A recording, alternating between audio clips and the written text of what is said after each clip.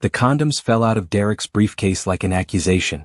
I stood in our bedroom, the expensive leather bag tipped over on our bed, its contents scattered across the white duvet. I had been looking for his insurance card. Our daughter Zara needed it for a doctor's appointment tomorrow. Instead, I found a small black box that didn't belong in our 12-year marriage. My hands trembled as I picked up the unopened box of condoms. The price tag was still on it. $24.99. Purchased 3 days ago according to the receipt tucked in the side pocket of his briefcase. We haven't used condoms since our 2nd year of marriage. I had my tubes tied after Zara was born. She's 11 now. I sat down on the edge of the bed, staring at the box in my hands. My heart pounded so hard I could hear it in my ears. The bedroom suddenly felt too small, the air too thick. Everything I thought I knew about my life started crumbling right there in that moment. Derek was having an affair. My husband of 12 years, the man I'd supported through business school, the father of my child, was cheating on me. I should have cried. I should have screamed. I should have thrown things or confronted him immediately. But instead, something cold and calculating settled over me. Something I didn't know lived inside me until that very moment. I opened the box carefully. 12 condoms individually wrapped. I counted each one twice. Then I walked to the kitchen, moving like I was in a dream. Or maybe a nightmare. I couldn't tell the difference anymore. In the cabinet above the stove, behind the fancy spices we never used, I found what I was looking for. The bottle of pure capsaicin extract. Derek had bought it months ago, joking about making the world's hottest hot sauce. He never did. The bottle sat there, forgotten until now.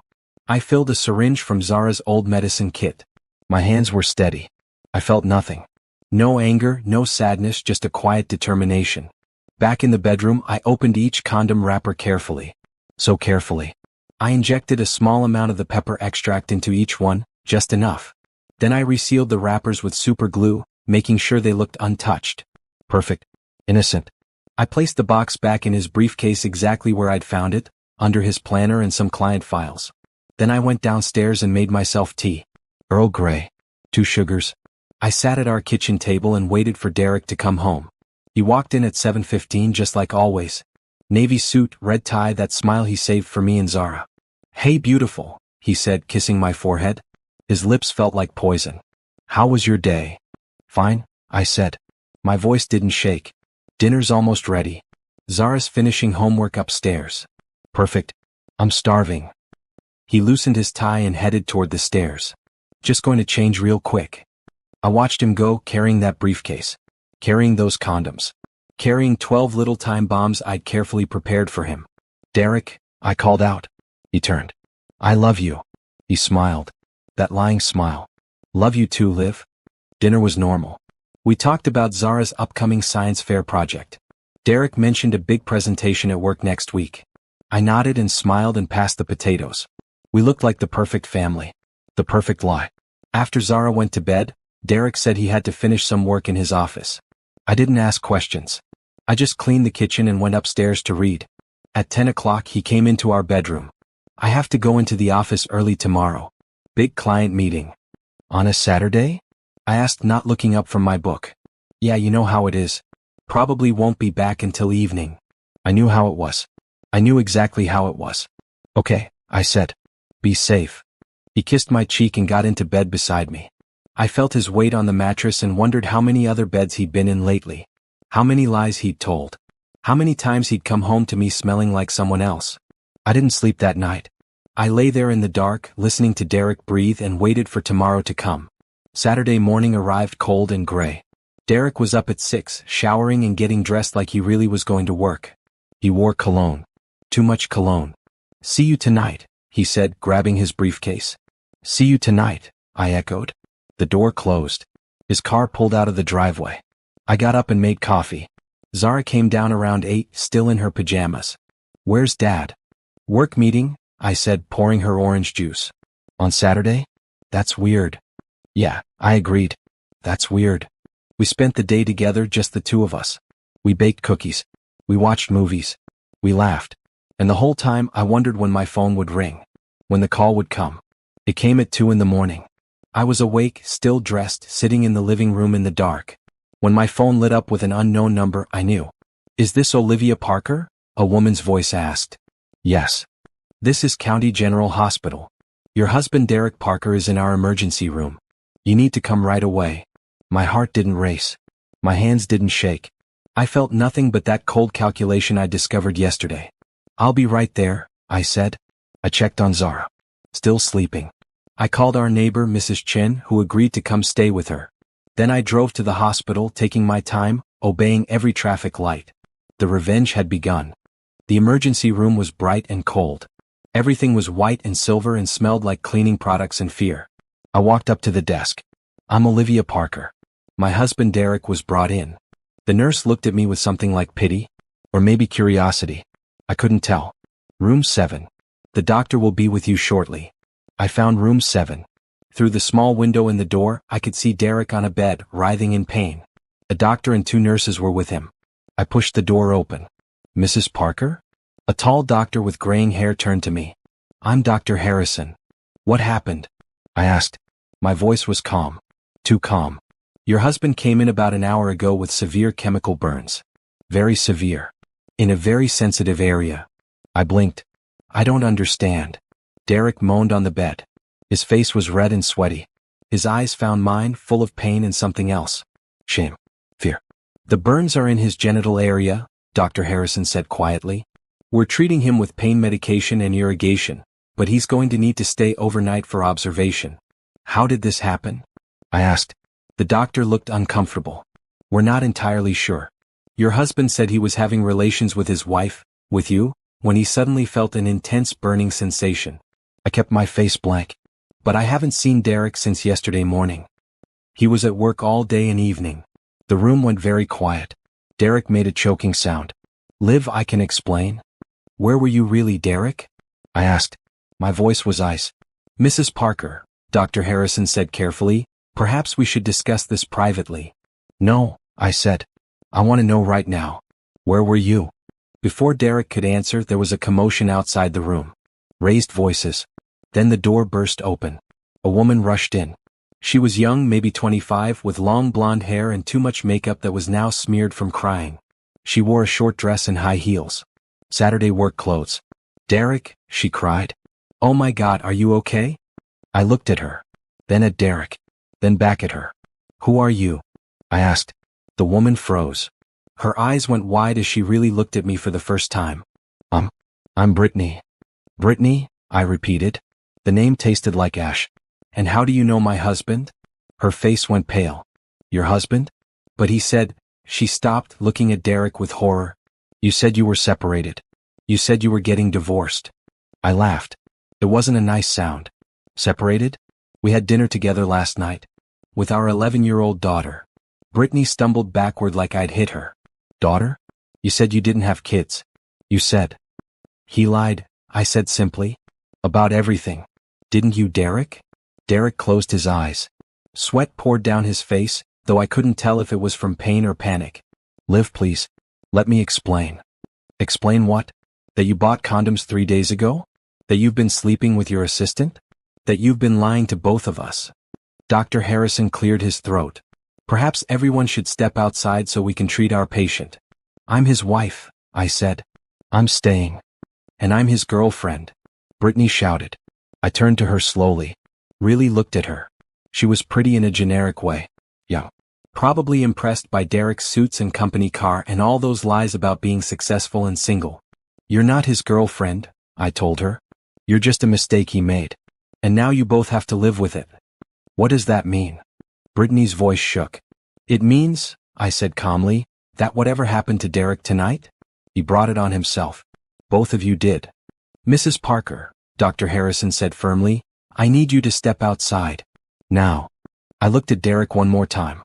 He looked smaller somehow, lying in that hospital bed, caught between his wife and his mistress, in pain from his own choices.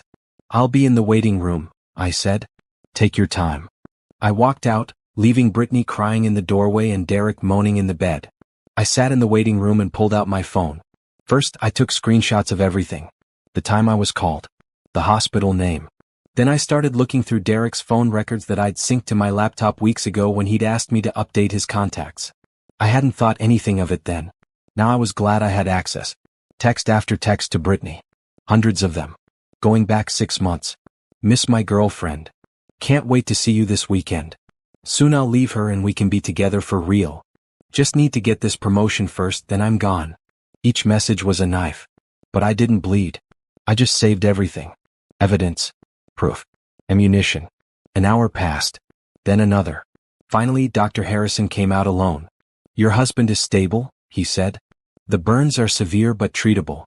He'll need to follow up with a specialist. What caused it? I asked. The doctor hesitated. We found traces of capsaicin. Pepper extract. On the condom. On the condom, I repeated. Mrs. Parker, do you know anything about how that might have happened? I looked him straight in the eye. No idea. Maybe it was defective. You should check the batch. Could be a lawsuit against the manufacturer. He didn't believe me. I could see it in his face. But he couldn't prove anything. Can I see him? I asked. He's asking for the other woman. Of course he was. Tell him his wife went home. Tell him I'll see him when he's ready to talk. Really talk. I stood up and walked out of that hospital into the cool night air. I got in my car and sat there for a moment, hands on the steering wheel. Then I started the engine and drove home. Not to cry. Not to fall apart. I drove home to plan my next move. Sunday morning came too fast and too slow at the same time. Zara was at the kitchen table eating cereal when I came downstairs. Mrs. Chen had left a note saying Zara woke up early and she had to go to church. Everything was fine. Where's Dad? Zara asked between bites. He had to stay at work longer than he thought, I said. The lie came easy. Too easy. He'll be home later. On Sunday? Yeah, baby. Big project. Zara shrugged and went back to her cereal. Kids believed what you told them, especially when they trusted you. I hated lying to her. But I hated what Derek had done even more. My phone rang. Derek. I let it ring. Once. Twice. 3 times. Then I answered. Olivia. His voice was rough, strained. Please. I need you to pick me up. Where's Brittany? Silence. That's what I thought, I said.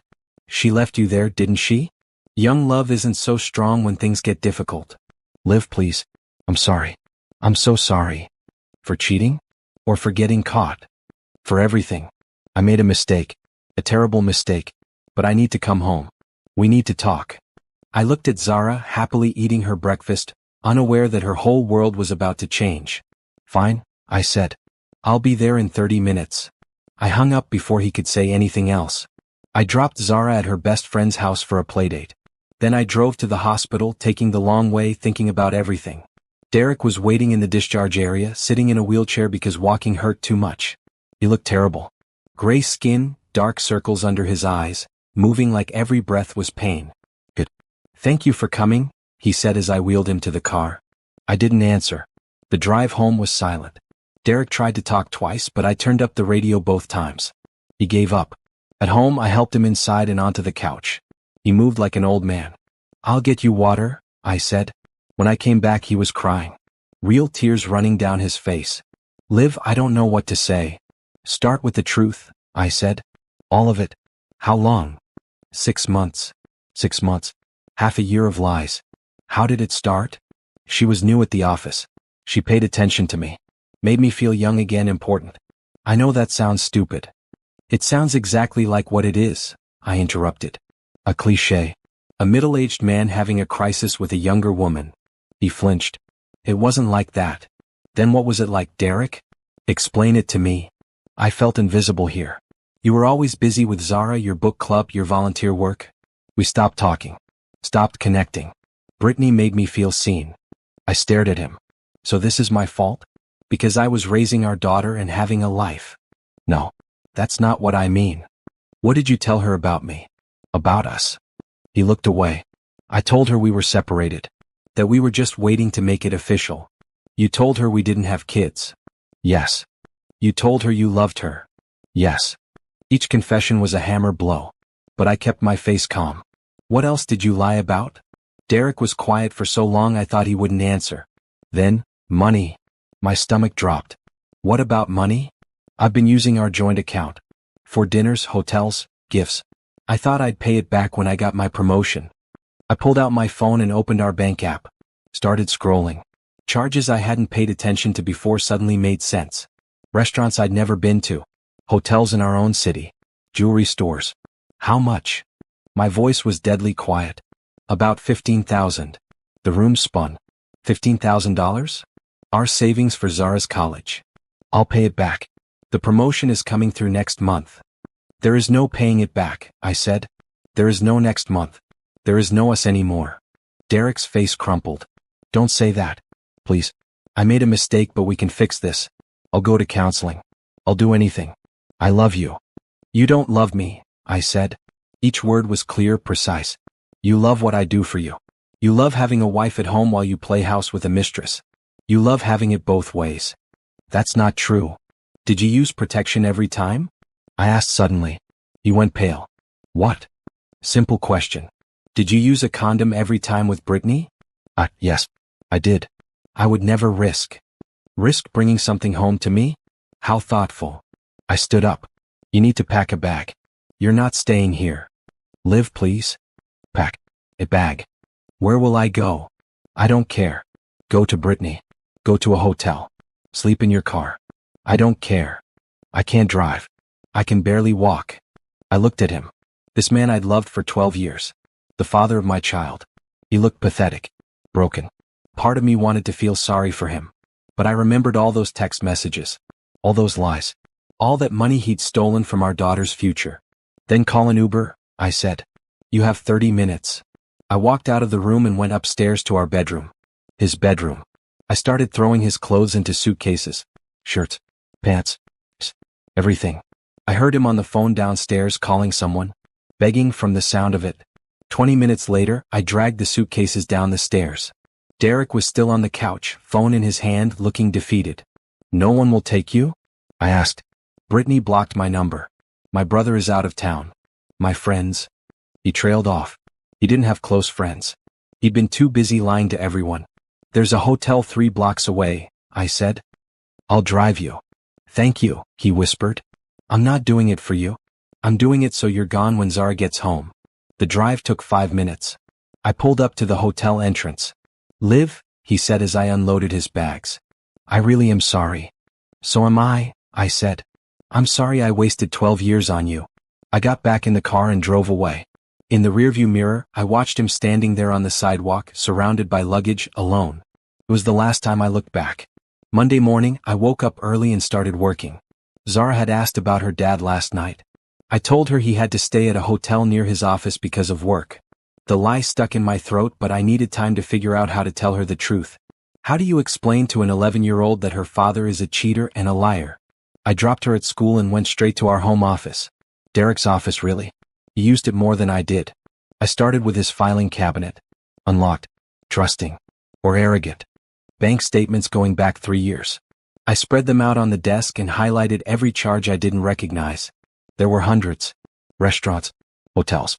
A jewelry store charge for $3,000. I'd never received jewelry. Credit card statements came next. Cards I didn't know existed. Cards in his name only. More hotels. Flights to conference cities. Expensive dinners. I made copies of everything. Then I turned to his computer. Derek wasn't tech smart. His password was Zara's birthday. I was in within seconds. Email first. His work email was synced to his home computer. I searched for Brittany's name. 532 emails. I started reading. They were careful at first. Professional. Then flirty. Then explicit. My stomach turned, but I kept reading. Kept saving. Kept collecting evidence. I can't wait until we don't have to hide anymore. After my promotion, I'm leaving Olivia. Just need to make sure I get what I deserve in the divorce. She won't fight it. She's too passive. Too comfortable. Too passive. Too comfortable. I laughed out loud. The sound was bitter. Then I found the folder. Labeled New Life, like he was planning a vacation and not abandoning his family. Inside were apartment listings. All luxury. All downtown. All expensive. There were also bank statements for accounts I'd never seen. Accounts in his name only. He'd been siphoning money from our joint account into these secret accounts for 8 months. The total was over $40,000. I sat back in the chair and stared at the screen. He'd been planning this for 8 months. Planning to leave me with nothing. Planning to take everything we'd built together and start fresh with Brittany. My phone buzzed. Derek calling. I ignored it. It buzzed again. A text this time. Please call me. We need to talk. I love you. I deleted it. Then I called my best friend Nicole. We'd been friends since college. She was a paralegal at a law firm downtown. Liv, what's wrong? She knew me too well. Derek's been cheating on me. For 6 months. With his assistant. The silence on the other end lasted exactly 3 seconds. Then, I'm coming over. I need a lawyer, I said. A good one. You need the best one. I'll make calls. Are you okay? I don't know what I am, I admitted. But I'm not broken. I'm angry. Good, Nicole said fiercely. Stay angry. I'll be there in 20 minutes. She arrived in 15 carrying coffee and a folder full of business cards. These are the top divorce lawyers in the state, she said, spreading them on the kitchen table. We're calling all of them today. Won't that be expensive? Consultations are usually free. And from what you're telling me, Derek has hidden money. You're entitled to half of everything. Maybe more, given the circumstances. We spent the morning making calls. By noon, I had appointments with 3 lawyers for that week. What about a private investigator? Nicole asked. For what? I already know he's cheating. Yes, but you need documented proof. Photos. Video. Financial records that will hold up in court. You have evidence, but you need it to be airtight. She had a point. I know someone, she said. Former cop. Retired now but does private investigation work. He's discreet and thorough. Set it up, I said. By evening, I had a meeting scheduled with a private investigator named Frank Rodriguez for Tuesday morning. Zara came home from school chatty and happy. We made dinner together. She talked about her science fair project and her friend's birthday party next weekend. Can Dad help with my project when he gets home? She asked. He's really busy with work right now, baby. But I can help. It's okay. You're better at this stuff anyway. Those words broke something in me. My daughter didn't even realize her father was gone. Didn't miss him. Because he'd already been absent even when he was here. After Zara went to bed, I sat in the living room with Derek's laptop and kept digging. I found more emails. These ones between Derek and his boss talking about his promotion. It was coming through. Next month. A 30% raise. More responsibility. More money. Money he'd planned to use for his new life with Brittany. I found text messages he'd backed up to his computer. Messages about me to Brittany. She's going to take it hard, but she'll be fine eventually. She's strong. I feel guilty, but I deserve to be happy. Once this is done, we can really start our lives together. I read every message. Let every word sink in. Let the betrayal fuel my determination. Then I found something that changed everything. An email from Derek to his accountant. Dated 3 weeks ago. The subject line read, Asset Protection Strategy. I opened it. Derek had been asking about how to hide assets in a divorce. How to minimize what I would get. How to protect his retirement accounts and his investments. He'd been planning this divorce before he even told me he wanted out. Before the hospital. Before getting caught. He was going to blindside me. Take everything. Leave me with nothing. The rage that filled me was cold and sharp and clarifying. This wasn't just about cheating. This was about theft. Betrayal. Calculated destruction of everything we'd built. I forwarded the email to myself. Then I kept searching. By midnight I had a complete picture. Derek had hidden over $60,000. He'd taken out a credit card in both our names but kept it secret, running up charges for his affair. He'd been planning to file for divorce next month, right after his promotion came through, claiming we'd grown apart and asking for a 50-50 split of what he'd declared as assets, not including the $60,000 he'd hidden. He'd thought I'd just sign the papers. Accept it. Move on. Too passive. Too comfortable. I smiled. It wasn't a nice smile. Derek had no idea what was coming. Tuesday morning, I met Frank Rodriguez at a coffee shop 3 blocks from my house. He was in his 50s, built like he still worked out daily with sharp eyes that missed nothing. Nicole speaks highly of you, he said, shaking my hand. She speaks highly of you too. We sat in a corner booth. I slid a folder across the table. Inside was everything I'd found.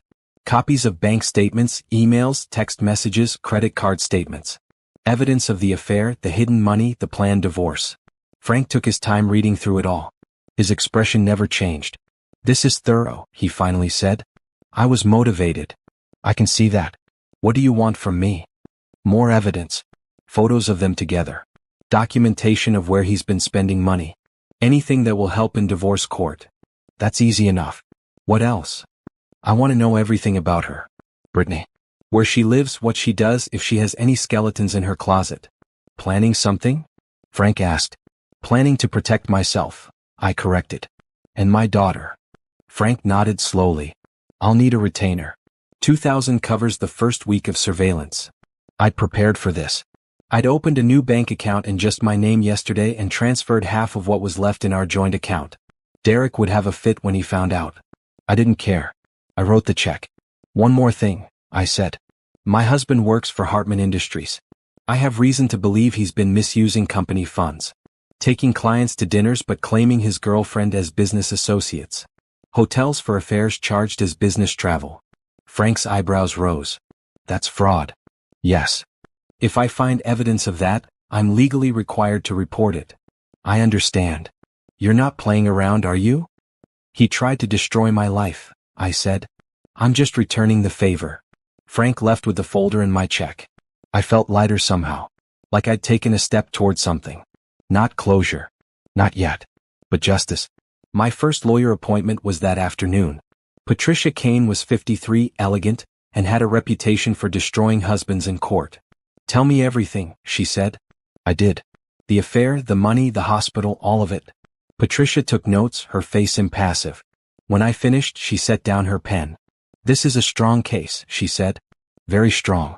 Between the affair, the hidden assets, and the evidence of planning, we can make a case for fault divorce. In this state, that matters. It affects how assets are divided, especially retirement accounts. What can I expect to get? Realistically? 60 to 70% of marital assets. Full custody of your daughter with minimal visitation for him. Possibly alimony depending on income disparity. And he'll be responsible for half of college costs. And the hidden money? We'll get it back. All of it. Plus we can argue for reimbursement of the money he spent on the affair. It's called dissipation of marital assets. The court doesn't look kindly on spouses who waste marital funds on affairs. This was better than I'd hoped. What about his job? The fraud. Patricia leaned forward. If your investigator finds evidence of him defrauding his company, that's separate from the divorce. But it would certainly help our case. Shows character. Shows a pattern of dishonesty. Plus, if he loses his job before the divorce is final, it affects his ability to pay alimony and child support. How long will this take? Could be 6 months. Could be a year. Depends on if he fights it. But given what you've shown me, I don't think he'll want this going to trial. Too much dirty laundry. I want it to go to trial, I said. Patricia looked at me carefully. Why? Because I want everyone to know what he did. His family, his friends, his boss. Everyone. That's understandable, but it's also expensive and emotionally draining. I don't care about the cost. I care about the truth. Patricia nodded slowly. All right then. Let's make this public. I'll need a retainer of $5,000 to get started. I wrote another check. When I left Patricia's office, my phone was buzzing. Derek again. 5 missed calls. 3 texts. Please talk to me. I need to see Zara. We can work this out. I didn't respond. Instead, I drove to the bank. I closed our joint account and opened a new one in just my name. I transferred my half of the money. Then I went to the investment firm where we had our retirement accounts and college fund. I need to freeze these accounts, I told the advisor. My husband and I are separating and I have reason to believe he'll try to access them. The advisor looked uncomfortable. Ma'am, joint accounts can't be frozen by one party. Then I want my name removed. And I want documentation of every transaction on these accounts for the past year. I'll need to speak with my manager. Get him. It took an hour, but I got what I needed. Documentation showing Derek had taken an early withdrawal from our retirement fund 3 months ago. $15,000. Penalty fees and all. More theft. More lies. By Wednesday, Frank called with his first report. Your husband met with Brittany yesterday. Lunch at an Italian restaurant downtown. I have photos. Send them. There's more. Brittany is 24. Been working at Hartman Industries for 8 months. Started as a temporary assistant, got hired full-time 2 months in. She was promoted to Derek's personal assistant 4 months ago. Right when the affair started. Exactly. There's no evidence the promotion was based on merit. What else? She has student loans. About $80,000. Living in a small apartment in the city. Drives a 5-year-old Honda. Until 6 months ago when she suddenly upgraded to a new BMW. Let me guess. Paid for in cash. Title shows it was a gift. Want to bet who gave it to her? My jaw clenched. BMW. Bought with money that should have gone to Zara's college fund. What about company fraud? Working on it. But I have a contact in accounting at Hartman. She owes me a favor. I'll see what I can find. By Thursday, Patricia had filed the divorce papers. A courier would deliver them to Derek at work on Friday. He's going to call you, Patricia warned. Don't answer. Don't engage. Everything goes through me now. What about Zara? He can call to talk to her. But all discussions about custody, visitation, money, those go through lawyers. Understand? I understood. Friday came. I was in the grocery store when my phone exploded with calls and texts from Derek. What the hell, Olivia? You filed for divorce? We need to talk about this. You can't do this. I silenced my phone and kept shopping. That evening, Derek showed up at the house. I watched him through the window, standing on the porch, ringing the doorbell. I didn't answer. He called. Liv, I know you're home. Your car is in the driveway. Please, let me in. I texted back. All communication goes through my lawyer. You have her number. I need to see Zara. Supervised visitation can be arranged through my lawyer. She's my daughter. You should have thought about that before you decided to abandon her for your girlfriend. I blocked his number. Through the window, I watched him stand there for another 10 minutes before finally leaving. Zara came downstairs. Was someone at the door? Just a salesman. I lied. I hated lying to her. But I still hadn't figured out how to tell her the truth. That night, Nicole came over after Zara was asleep. How are you holding up? She asked. I don't know. I feel numb. Like this is happening to someone else. That's normal. Shock. When does the anger come back? It comes in waves. You'll be fine 1 minute and furious the next. It's part of the process. I don't want a process. I want revenge. Nicole poured us both wine. You're getting it? The divorce filing, freezing accounts, hiring investigators. That's all revenge. Legal revenge, but revenge nonetheless. It doesn't feel like enough. It will. When he loses his job, his money, his reputation. When he realizes what he threw away. That's when it'll feel like enough. I hope she was right. By the following Monday, Frank called with news that changed everything. I found it, he said. The smoking gun. Your husband has been charging personal expenses to his corporate card for 6 months. Hotels, dinners, even the BMW for Brittany. He listed her as a client representative on expense reports. But she's not a client. She's an employee. How much? Over $40,000 in fraudulent expenses. I felt dizzy. What happens now? I have to report this to Hartman Industries. It's fraud. They'll investigate and likely press charges. Will I get in trouble for reporting it? No. You're doing the right thing. And honestly, they would have found out eventually during an audit. Do it, I said. Report it. Are you sure? This will destroy his career. He destroyed my life. Report it. Frank hung up. I sat in my kitchen and waited. The storm was coming. And I was ready for it. The call from Derek came at 6 a.m. Tuesday morning. I'd unblocked his number so he could call about Zara. This wasn't about Zara. What did you do? His voice was raw, panicked. I don't know what you're talking about. Hartman fired me. They fired me. They said I committed fraud. Expense fraud. Did you report me? I was quiet for a moment. Then, did you commit fraud? That's not the point. That's exactly the point. Did you steal from your company to pay for your affair? Silence. Did you buy your girlfriend a car with company money? Did you take her to hotels and charge it as business travel? How did you? He stopped. You hired an investigator. I did. How could you? I'm your husband. Not for much longer. And you stopped being my husband the moment you decided to cheat. They're pressing charges, Olivia. Criminal charges. I could go to jail. Then you should get a lawyer. I need money for a lawyer. You took everything from our accounts. I took my half. You know, the half that didn't include the $60,000 you hid from me. Another silence. Longer this time. You know about that, he said quietly. I know about everything. The secret accounts, the credit cards, the retirement withdrawal. I know you were planning to divorce me and leave me with nothing. I know you've been planning this for months. Liv. Don't try to explain or apologize. You made your choices. Now you live with the consequences. What about Zara? You're destroying her father. No, I said. You destroyed yourself. I just made sure everyone knew about it. I hung up. My hands were shaking, but I felt powerful. Strong. Like I was taking back control of my life. Patricia called an hour later. Derek's lawyer reached out. They want to talk settlement. Already? He's desperate. Lost his job, facing criminal charges, his reputation is destroyed. He knows if this goes to trial, he'll lose everything. What are they offering? He keeps his car and his personal belongings. You get the house, full custody of Zara, 70% of remaining marital assets, and he pays child support. What about the hidden money? He'll return all of it, plus reimburse you for the money spent on the affair. And alimony? 2 years of spousal support. Not forever, but enough to help you get back on your feet. I thought about it. It was a good deal.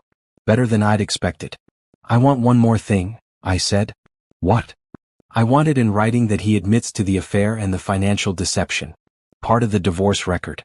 Public record. Patricia was quiet. That's vindictive. That's honest. He doesn't get to rewrite history. He doesn't get to tell people we just grew apart. Everyone should know what he did. He'll never agree to that. Then we go to trial. And I'll make sure every detail comes out in court. Every text message. Every hotel receipt. Every lie. Patricia laughed. It was a sharp sound. You're tougher than I thought. Okay. I'll make the demand. By Wednesday, Derek's lawyer called back. Derek agreed to all terms, including the admission of guilt. He broke, Patricia said. Completely. He's terrified of this going to trial. Good. He should be. We'll have final papers ready by next week. All that's left is signing. That fast. Uncontested divorces move quickly. And he's desperate to have this done before his criminal trial starts. Criminal trial. Derek was going to be prosecuted for fraud. He could go to jail for up to 5 years. I should have felt guilty. Felt bad for him. But I didn't. He tried to destroy me first. That evening, I sat Zara down in the living room. It was time to tell her the truth. Baby, we need to talk about Dad. Is he okay? He hasn't been home in a while. I took a deep breath. Dad and I are getting divorced. He's not coming back home. Zara's eyes went wide. What? Why? Because sometimes people change. Sometimes marriages don't work out. But you and Dad love each other. We did. But things happened. Grown-up things that are hard to explain. Did you fight? In a way. But this isn't about fighting. It's about trust. And some things can't be fixed. Tears started running down Zara's cheeks. Is it my fault? No. I pulled her into my arms. No, baby. None of this is your fault. This is about me and Dad. Not you. We both love you so much. Will I still see Dad? Yes. He'll have visitation. You can see him on weekends. But it won't be the same. No, I admitted. It won't. And I'm sorry for that. We sat together on the couch, Zara crying against my shoulder, and I let her. She needed to grieve this. The loss of her family as she knew it. After she went to bed, red-eyed and exhausted, I poured myself a glass of wine and sat in the dark. My phone buzzed. A text from a number I didn't recognize. This is Brittany. Can we talk? I stared at the message for a long time. Then I typed back, no. Please. I need to explain. There's nothing to explain. You slept with a married man. You helped him steal from his family. We have nothing to discuss. I didn't know he was lying about everything. He told me you were separated. And you believed him? You never asked questions? Never wondered why he hid the relationship? I was naive. I'm sorry. You're not sorry. You're just sorry you got caught. Don't contact me again. I blocked her number. Derek had lost his girlfriend too. Brittany had left him the moment everything fell apart. Young love wasn't so strong when the money and lies disappeared. He'd lost everything. His job, his reputation, his family, his girlfriend. And I'd lost nothing except dead weight. By Friday, I signed the divorce papers in Patricia's office. Derek signed separately through his lawyer. We didn't have to see each other. It's done, Patricia said. You're officially divorced. 12 years of marriage ended with a signature on paper. How do you feel? Patricia asked. Free, I said. And I meant it. The next few weeks moved like a blur. Derek's criminal trial was set for 3 months away. He'd hired a lawyer who was trying to negotiate a plea deal. Word around town was that he might avoid jail time if he paid restitution and did community service. I didn't care what happened to him anymore.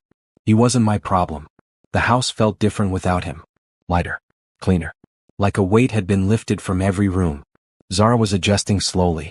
She had her first supervised visit with Derek at a neutral location, a family center downtown. She came home quiet. How was it? I asked. Weird. Dad cried a lot. He said he was sorry for everything. How did that make you feel? I don't know. Sad, I guess. He's still my dad, but it's different now. It's okay to feel confused. It's okay to be sad and angry at the same time. Are you angry at him? I thought about that. I was. But now I'm just tired of being angry. I'm ready to move on.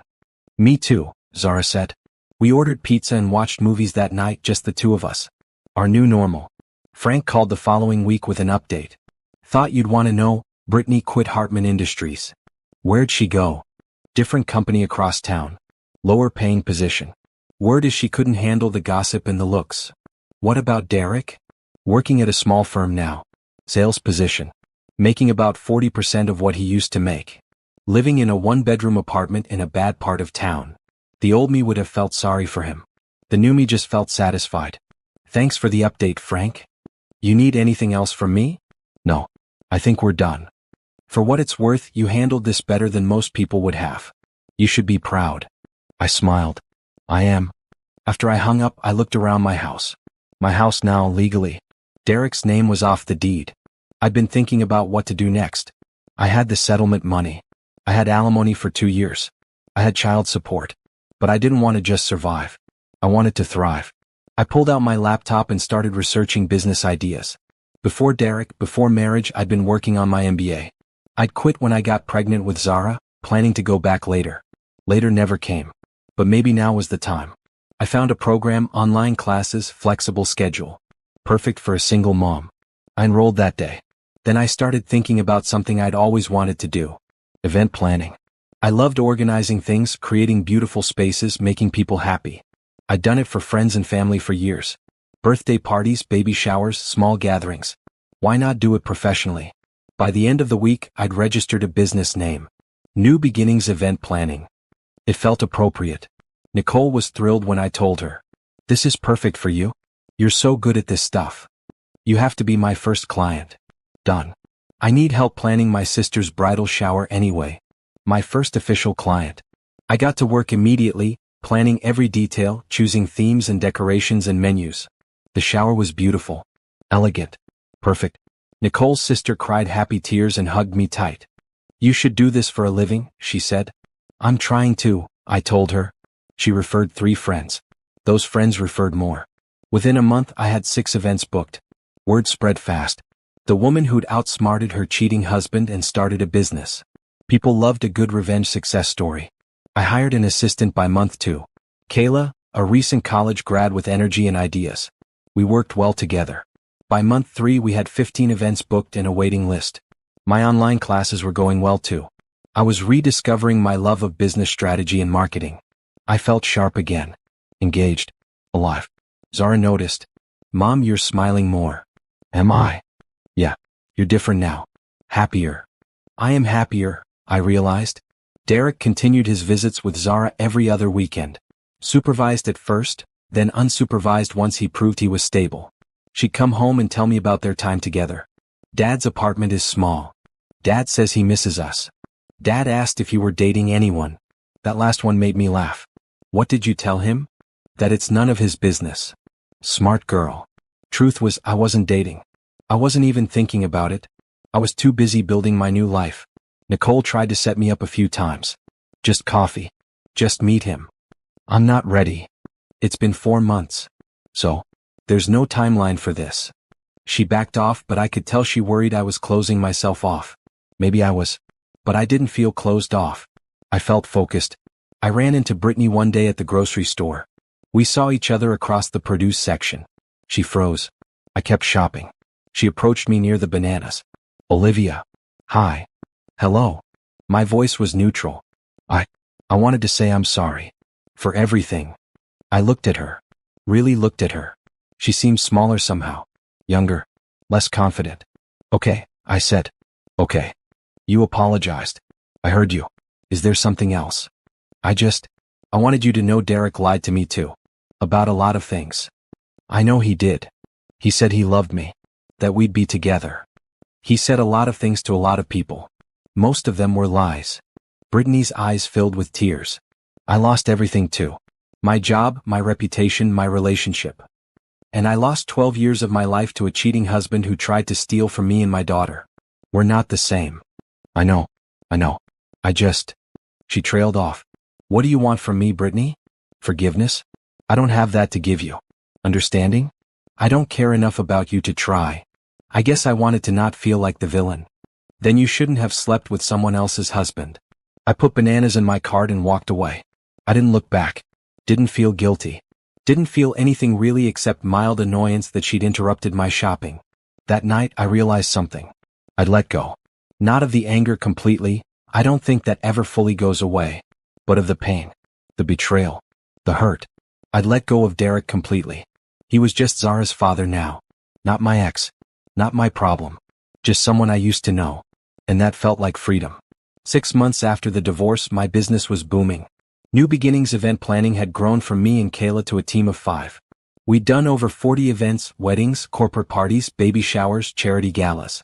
Our reputation was solid. Our calendar was full. I'd also finished my first semester of online classes with straight A's. Turns out I was good at this business thing when I actually had the mental energy to focus. Money wasn't tight anymore. Between the business income, the settlement, and child support, we were comfortable. More than comfortable. I'd even started a new college fund for Zara. Life was good. But Nicole was right about one thing: I'd closed myself off to the idea of dating. Not out of fear or lingering hurt. Just because I genuinely wasn't interested. Until I met James. He was the brother of one of my clients. Andrea was planning her 30th birthday party and James came to the venue walkthrough to help. He was tall, with dark skin and an easy smile. The kind of man who listened when you talked and asked thoughtful questions. So you do all of this yourself? He asked, looking around the event space I'd just finished describing. I have a team now. But I plan and coordinate everything. That's impressive.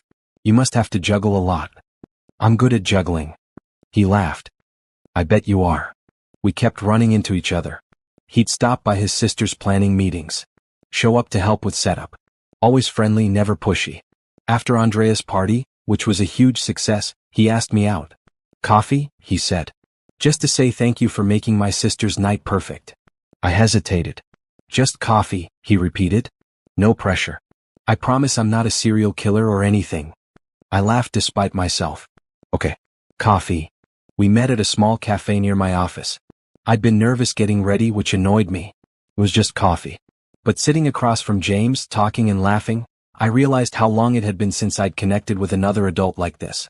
Really connected. So, he said after an hour of easy conversation. Can I ask what happened with Zara's dad? Or is that too personal? He cheated, I said simply. For 6 months. I found out we divorced, he lost his job. It was a whole thing. I'm sorry that happened to you. I'm not. Not anymore. It freed me to become who I was supposed to be. James nodded slowly. That's a healthy way to look at it. Took me a while to get here. But yeah, I'm good now. What about dating? Getting back out there? This is literally my first coffee date in 12 years. No pressure then. He grinned. How am I doing? Not bad, I admitted. We saw each other again the next week. Dinner this time. Then a movie. Then a walk in the park. James was patient. Understanding. He never pushed for more than I was ready to give. I like you, I told him after our 5th date. But I need to take this slow. Slow is good, he said. I'm not going anywhere. Zara met him by accident when he picked me up for dinner and she answered the door. Who are you? She asked suspiciously. I'm James. A friend of your mom's. A friend? She looked between us. Like a boyfriend friend?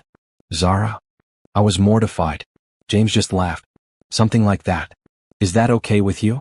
Zara studied him seriously. Are you nice to my mom? I try to be. Do you have kids? I do. A son. He's 13 and lives with his mom. We share custody. So you're divorced too? I am. Zara nodded, apparently satisfied. Okay then. You can take my mom to dinner. As I closed the door behind us, James was still grinning. I think I just got approved. She's protective. So am I. Of the people I care about. That word care hung in the air between us. It felt big. Important. But also right. Over the next few months, James became a regular part of our lives. He'd come to Zara's school events. Help with business things when I needed an outside opinion. Exist in our space without trying to take it over. Derek noticed. Of course he did. Zara says you're seeing someone, he said when he dropped her off one Sunday. That's none of your business. She's around my daughter. That makes it my business. Your daughter is thriving. She's happy. That's all you need to know. Is it serious? I looked at him. Really looked at him. He'd gained weight. Lost that polished appearance he used to have. He looked tired. Worn down. Why does it matter to you? Because he stopped. I still care about you, Liv. No, I said firmly. You don't get to do that. You don't get to care now. You gave up that right when you decided to cheat and lie and steal. I made mistakes. You made choices. And those choices have consequences. I'm moving on with my life. You should too. I closed the door before he could respond. Inside, I leaned against it and took a deep breath. That didn't hurt anymore. Seeing him. Talking to him. It was just nothing. My phone buzzed. James. How'd it go? Fine. He asked about you. What did you tell him? That it's none of his business. Protective. I like it. I smiled. Want to come over for dinner? Zara wants to show you her science project. I'll bring dessert. That night, the three of us sat around my kitchen table, eating and laughing and feeling like a little family. Not replacing what was lost. Creating something new. After Zara went to bed, James helped me clean up. Thank you, I said, for being patient with me. With us. You're worth the patience. He pulled me close. Both of you are. I think I'm ready, I said softly. To stop taking things slow. To see where this goes. James kissed me. It was soft and sweet and full of promise. I'd like that, he said. That night, after James left, I sat in my living room and looked around. At the home I'd made. The life I'd built. The happiness I'd found. I'd started this journey broken and betrayed. But somewhere along the way I'd healed. Not because I'd found someone new. Not because Derek had gotten what he deserved. But because I'd found myself again. The strong woman who'd been hiding under years of complacency and compromise. And that woman was unstoppable. 9 months after the divorce was finalized, I got a call that changed everything again. Is this Olivia Parker? A woman's voice, professional and friendly. Yes. This is Melissa Turner from Lux Events magazine. We're doing a feature on up-and-coming event planners in the region, and your name came up repeatedly in our research. I sat down. Lux Events was the top industry magazine. Getting featured would be huge for business. I'm interested, I said, trying to keep my voice professional. Wonderful. We'd love to do a full profile. Your story is particularly compelling, divorced mother who turned her life around and built a successful business from scratch. Very inspiring. My story. Of course they'd want the drama. I'd prefer to keep the focus on the business itself, I said carefully. Of course. But readers do love a good success from struggle story. It's relatable. We scheduled the interview for the following week. When I told Nicole, she screamed so loud I had to hold the phone away from my ear. This is huge. Do you know what this could do for your business? I know. I'm nervous. Don't be. You're amazing at what you do. Just be yourself. The interview went well. Melissa was professional and asked smart questions about my business strategy, my design philosophy, my vision for growth. Near the end, she brought up Derek. Your divorce was fairly public, she said gently. Do you think that experience influenced your business approach? I thought about it. It taught me that you can't control what other people do. You can only control how you respond. And I chose to respond by building something good out of something bad. That's beautiful. Do you have any advice for women going through similar situations? Don't let anyone else's choices define your worth. Take your power back. And remember that the best revenge is living well. The article came out 3 weeks later. 4 pages, full-color photos of my work, a sidebar about my journey from betrayed wife to successful businesswoman. My phone didn't stop ringing for days. New clients. Interview requests. Women wanting to share their own stories. Kayla had to hire 2 more people just to handle the influx. Within a month, we'd expanded to a larger office space. I'd hired a full team: planners, coordinators, designers. New Beginnings was becoming a real company. Corporate clients started calling. Big budget events. Weddings with price tags that made my eyes water.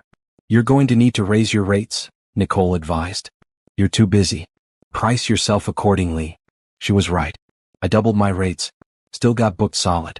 By month 2 after the article, I got another call. This one from a venture capital firm interested in investing in my business. We think New Beginnings has serious growth potential, the investor said. We'd like to discuss expansion. Maybe franchising. Franchising. I'd never even considered it. But as I sat in that meeting, listening to their vision, I realized they were right. This could be bigger than just me. This could be something lasting. I signed the deal 2 months later. $1 million investment in exchange for 30% ownership. Enough money to expand to 3 new cities. Enough resources to really grow. James was with me when I signed the papers. How does it feel? He asked. Terrifying. Amazing.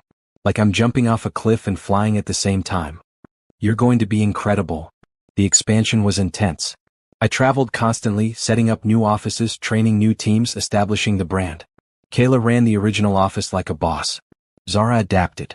She spent weekends with Derek when I traveled. James helped when he could, picking her up from school or helping with homework. We were a team now. The 3 of us. And his son Jake when he stayed with James. Our family didn't look traditional, but it was ours. 1 year after the divorce, I threw a party. Not a celebration of the divorce, a celebration of new beginnings. The business and the life. All my friends came. My team. My clients. People who'd supported me through the hardest year of my life. James gave a toast. To Olivia, who taught me that falling apart is sometimes the first step to becoming whole. Nicole's toast was shorter. To the woman who turned pepper spray into champagne. Everyone laughed. Only a few people understood the reference. Even Zara raised her juice glass. To Mom, who's the strongest person I know. I looked around at all these people. This life I'd built. This happiness I'd found. And I realized something important. Derek's betrayal had been devastating. But it had also been a gift. It had forced me to become someone I'd never imagined I could be. Stronger. Smarter. More confident. More successful. I wouldn't have become this woman if everything had stayed comfortable and safe. Sometimes you have to break completely before you can rebuild into something better. Late that night, after everyone left, James and I sat on my back porch. You know what's funny? I said. A year ago I thought my life was over. I thought Derek's affair had destroyed everything. And now I realize it saved me. From a mediocre life. From staying small. From never knowing what I was capable of. James took my hand. You're remarkable. You know that. I'm learning. I love you, he said. The first time either of us had said it. I love you too, I replied. And I meant it. Not the desperate codependent love I'd had with Derek. Something healthier. Stronger. Built on respect and equality and genuine partnership. So what's next? James asked. World domination? I laughed. Maybe. Or maybe just happiness. I'm still figuring out what that looks like. Whatever it is, I want to be part of it. You already are. We sat in comfortable silence, watching the stars, planning a future that looked nothing like the past. And I'd never been more grateful for that. 14 months after I found those condoms, my life was unrecognizable. New Beginnings event planning had offices in 5 cities. We'd done over 200 events with a perfect satisfaction rating. Revenue had tripled. We were featured in 3 major magazines and 2 podcasts. I'd finished my MBA with a 4.0 GPA. The degree sat on my office wall, a reminder of what was possible when you stopped making excuses. Zara was thriving. Straight A's, captain of her soccer team, confident and happy. She split time between me and Derek, but our house was still home base. And James. James had become my partner in every sense of the word. We'd moved in together 3 months ago, combining our families. It wasn't always easy, blending families never is, but it was real and honest and good. I ran into Derek at Zara's soccer championship game. I hadn't seen him in months. Our communication happened through apps and texts about scheduling. We'd become efficient co-parents with minimal contact. He looked better than the last time I'd seen him. Not as defeated. He'd gotten a better job, moved to a nicer apartment. Rebuilt pieces of his life. Liv, he said, approaching me in the bleachers. Can we talk? About Zara? About us? About everything. I followed him to the parking lot, away from the crowd. I heard about your success, he said. The magazine articles, the expansion. I'm proud of you. Thank you. I also heard you're with someone. James, right? Yes. Derek nodded, looking at the ground. Is he good to you? He is. Good. That's good. He took a deep breath. I owe you an apology. A real one. Not the desperate ones I gave you a year ago. Okay. I destroyed us. I destroyed you. I was selfish and stupid and cruel. And I told myself it was okay because I was unhappy. But that was a lie. I was just a coward who wanted something new and exciting without doing the work to fix what I had.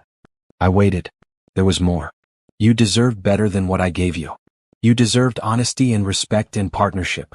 Instead, I gave you lies and betrayal and theft. His voice cracked. I'm sorry. Truly sorry. Not because I lost everything, but because of what I did to you. For a long moment I just looked at him. This man I'd spent 12 years with. This man who'd broken me and forced me to rebuild. I forgive you, I said. Derek's eyes widened. What? I forgive you. Not for you. For me. Because holding on to anger was exhausting and I'm done with it. I don't deserve your forgiveness. No, you don't.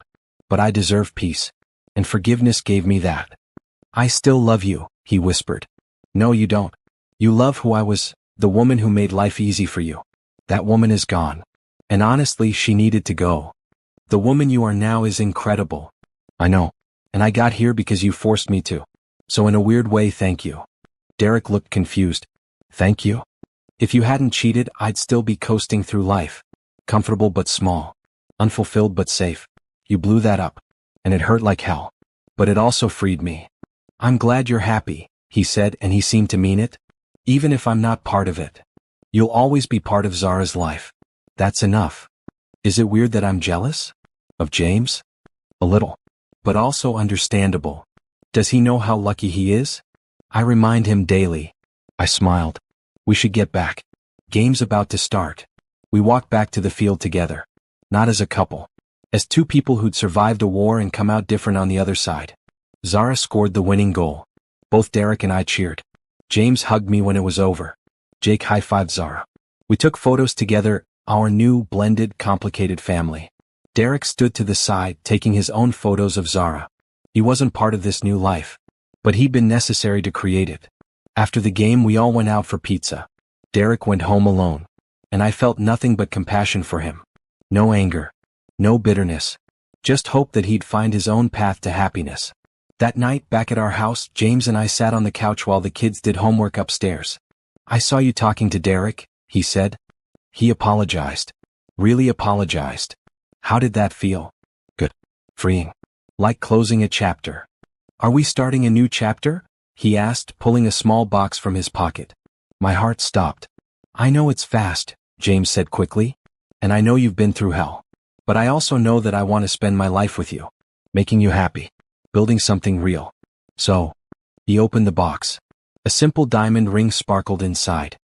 Will you marry me? I looked at the ring. At James. At the life we'd built together. A year ago, marriage would have terrified me. Would have felt like a trap. Now it felt like a promise. A choice made freely, not out of need or fear, but out of love and partnership. Yes, I said. Yes, I'll marry you. He slipped the ring on my finger and kissed me. Upstairs, Zara and Jake cheered. Apparently they'd been listening. They thundered down the stairs, surrounding us with hugs and excitement. Does this mean we're officially a family? Jake asked. We've been a family, I said. This just makes it official. Zara looked at me seriously. Are you happy, Mom? I'm so happy, I told her honestly. Good. You deserve it. Later, after the kids were asleep, I stood in my bedroom, our bedroom, and looked at my reflection. I barely recognized the woman staring back. She was strong where I'd been weak. Confident where I'd been uncertain. Successful where I'd been settling. She'd been forged in fire and betrayal and pain. And she was beautiful. My phone buzzed. A message from Nicole. Heard the news. Finally. I want to plan the wedding. I laughed. Of course she did. But this time I'd do it differently. This time the wedding would be about partnership and equality and love. Not obligation or expectation. This time I was choosing freely. I looked at the ring on my finger. At the life I'd built. At the woman I'd become. Derek's betrayal had destroyed me. But from those ashes I'd built something better than before. I'd built myself. And that was the sweetest revenge of all. He stood before her, the architect of their perfect life, and with 3 words he demolished it all. I'm leaving you. Rosalind Hayes felt the crystal glass slip from her fingers, shattering on the marble floor, a perfect, violent metaphor for her heart. She was 7 months pregnant with their son, the heir to the Vance fortune, a fortune her own family had built. But her husband Nathaniel had found a new partner, a wealthier heiress. He didn't just want a divorce. He wanted to erase her, to erase their child.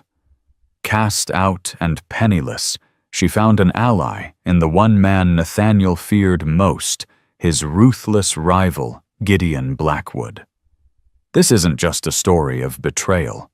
It's the story of how a mother's love, forged in the fires of ruin, and an enemy's vow born from a forgotten debt, built a fortress around a child that the most powerful man in the city would try and fail to tear down. The chandeliers at the Metamorphosis Charity Gala dripped light like liquid diamonds, casting a golden sheen over the city's elite. Rosalind Hayes, her hand resting protectively on the gentle curve of her stomach, watched her husband, Nathaniel Vance, work the room. He moved with a predator's grace, his smile a carefully calibrated weapon that disarmed competitors and charmed investors. He was beautiful impossibly so, and for the last 5 years he had been hers.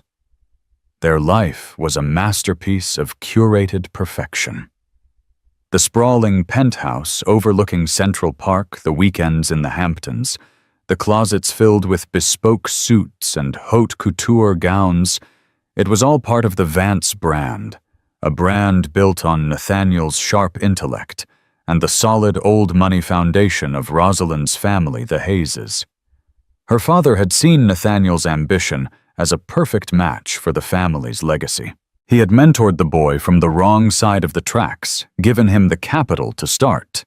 Vance consolidated and handed him his most precious treasure, his daughter. "Your glowing darling," a voice purred beside her. It was Beatrice Albright, a woman whose face was as tight as her social circle. Rosalind offered a polite smile. "It's the pregnancy flush, Beatrice, or so I'm told." "Well, you wear it better than most. Nathaniel must be thrilled. A son to carry on the name." "He is," Rosalind said, her gaze finding him again across the ballroom. He was locked in a seemingly amiable conversation with Conrad Croft, the notoriously ruthless telecom magnate. Beside Croft stood his daughter Bianca, a woman who looked as though she'd been sculpted from ice and diamonds. She was laughing at something Nathaniel said, her head tilted just so a scarlet slash of a mouth against pale skin. A prickle of unease, a feeling that had become all too familiar lately, tightened Rosalind's chest. It was the late nights at the office, the hushed phone calls he ended abruptly when she entered the room, the scent of a perfume, not her own, clinging faintly to his suit jacket. He always had a plausible explanation. A deal was closing. A crisis was being averted. You know how it is, Rosie. To stay at the top, you can never rest. And she, wanting to be the supportive wife, the perfect partner, had accepted it. She had pushed her doubts into the dark corners of her mind, focusing instead on the nursery being painted in soft blues and creams, on the tiny life fluttering inside her. Her eyes scanned the room and landed on a figure standing alone near the French doors leading to the terrace. Gideon Blackwood, the only man in New York who could make Nathaniel flinch. Blackwood was new money, a phantom who had emerged from the shadows of Silicon Valley 5 years ago and had been systematically dismantling his competitors ever since. His rivalry with Nathaniel was the stuff of legends on Wall Street. Where Nathaniel was polished charm, Gideon was brutal efficiency. He didn't shake hands. He conquered. He looked different from the photos in Forbes and the Wall Street Journal. Taller, darker. An intensity radiated from him that seemed to suck the air from his immediate vicinity. He wasn't smiling or networking. He was simply watching his gaze, a sweeping analytical searchlight. For a terrifying second, his eyes met hers across the crowded room. There was no warmth in them, only a flicker of something she couldn't decipher. Recognition, perhaps. Or was it pity? She shivered and looked away, feeling as though he had seen straight through her carefully constructed happiness to the anxious heart beating beneath. Nathaniel finally extricated himself from the Crofts and returned to her side, his hand landing on the small of her back. Enjoying the party, my love. It's a lovely event, she said, trying to keep her tone light. You and Bianca Croft seem to have a lot to talk about. A flicker of annoyance crossed his face before it was replaced by his signature smile. Conrad is a necessary evil, and Bianca is his gatekeeper. It's just business, Rosie. Always business. He leaned in and kissed her cheek, but his eyes were already scanning the crowd for his next target. The kiss felt cold, a performative gesture for the audience they were always playing to. Later that night, as their town car sliced through the glittering streets of Manhattan, the silence between them was heavy. Rosalind wanted to ask about the late nights, about the faint scent of gardenias on his collar, but the words wouldn't form. To ask the question was to be prepared for an answer she wasn't sure she could survive. Back in their penthouse, the silence stretched, amplified by the cavernous rooms and the panoramic view of the city that never slept. Nathaniel loosened his tie, his back to her as he stared out the floor-to-ceiling windows. "The Croft deal is going to be massive, Rosie," he said, his voice distant. "It's the final piece. It will make us untouchable." Us. The word sounded foreign, a relic from a time when she'd believed it meant the two of them. Now it felt like it meant him and his ambition. "That's wonderful, Nate," she replied softly. He didn't turn around. "I need you to understand what's at stake, the level of commitment it's going to take." "I do," she whispered, her hand on her belly. "We both do." For a long moment he said nothing. The only sound was the hum of the city below. When he finally turned, his face was a mask she didn't recognize. The charming husband was gone, replaced by the ruthless CEO. There was no love in his eyes, only a chilling final calculation. The gilded cage she had called home was about to become her tomb. The following week passed in a blur of forced normalcy. Nathaniel was more distant than ever, a ghost in their opulent home. He moved with a quiet, deliberate purpose that set Rosalind's teeth on edge. He was orchestrating something she knew, but she clung to the hope that it was just the Croft deal, the all-consuming business venture he claimed was for them. The illusion shattered on a Tuesday afternoon, the sky outside the color of a dull bruise threatening rain. Rosalind was in the nursery carefully folding a tiny cashmere sweater when Nathaniel walked in. He didn't comment on the room, on the hand-painted mural of a serene forest she'd commissioned, or the small mountain of baby gifts from their ostentatious baby shower. He just stood in the doorway, his custom-tailored suit looking absurdly out of place amidst the soft innocence of the room. "We need to talk," he said. His tone was flat, devoid of emotion. It was the voice he used in board meetings right before he gutted a failing department.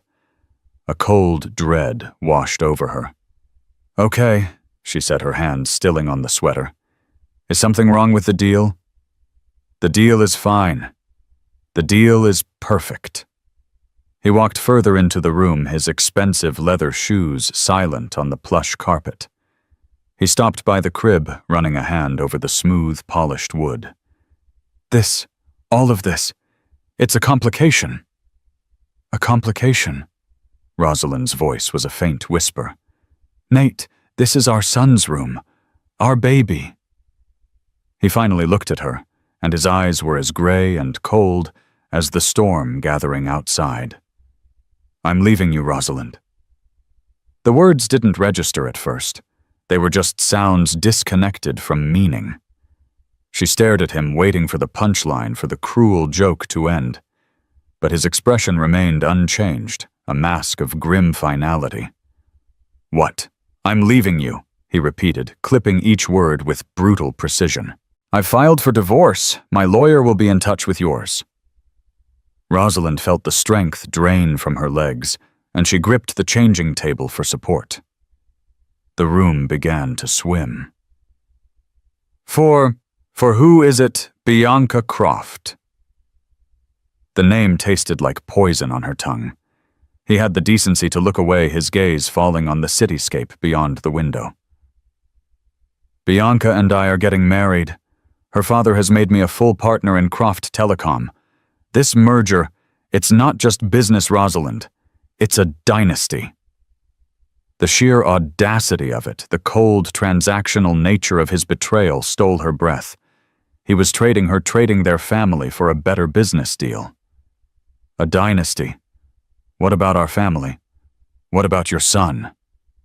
Her voice cracked, tears finally blurring her vision.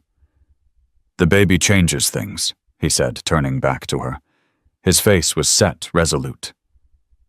Bianca's family is particular. A child from a previous marriage, especially one born so close to our own union, would be an embarrassment. A loose end. A loose end, she shrieked, the sound raw and wounded. He is your son. He is a part of you. Which is why this needs to be handled cleanly. Nathaniel continued, his voice dropping to a low, conspiratorial tone, as if he were discussing a hostile takeover, not the fate of their child. I have a proposal. I'm prepared to offer you a very generous settlement, more than enough for you to live comfortably, to go somewhere new. Start over. I don't want your money, Nathaniel. I want my husband. I want a father for my child. You're not listening, he hissed, taking a step closer. The mask of civility was gone, revealing the ugliness beneath. The settlement is contingent upon one thing. You terminate the pregnancy. The air left her lungs in a single ragged gasp. The room tilted violently. For a moment she thought she might faint. He was asking her to kill their child, to erase the last living piece of the love she thought they'd shared, all for the sake of his ambition. Get out, she whispered the words, trembling with a rage so profound it felt like it could shatter her bones. Rosalind, be reasonable. A child will only tie you to a past that is over. This is a clean break for both of us. You can be free. Get out! She screamed, snatching a porcelain lamp from the side table and hurling it at him. It smashed against the wall just past his head, the sound of shattering ceramic echoing the destruction in the room and in her heart. He didn't even flinch. He simply smoothed his tie, his expression hardening into one of utter contempt. I see you're going to be difficult. I had hoped to handle this with dignity. Dignity. You come into our baby's nursery and ask me to murder him for your career, and you talk about dignity. Her body shook with sobs, a storm of grief and fury breaking inside her. Fine, he said, his voice like ice. Have it your way, but don't think for a second you'll get anything from me. Our prenup is ironclad, something your own father insisted on. Every asset, every stock option from Vance Consolidated is in my name. The company was failing when we married. I'm the one who made it what it is. You'll leave this marriage with what you brought into it, the Hayes name, and not much else. The penthouse, the cars, the accounts. They are all corporate assets. He was cutting her off completely. Stranding her. He had used her family's money and connections to build his empire, and now he was casting her aside with nothing. My father trusted you, she choked out. Your father is dead, Nathaniel said with chilling finality. He made a bad investment. Now I'm correcting it. He turned and walked out of the nursery, leaving her standing alone amidst the wreckage of their future. She sank to the floor.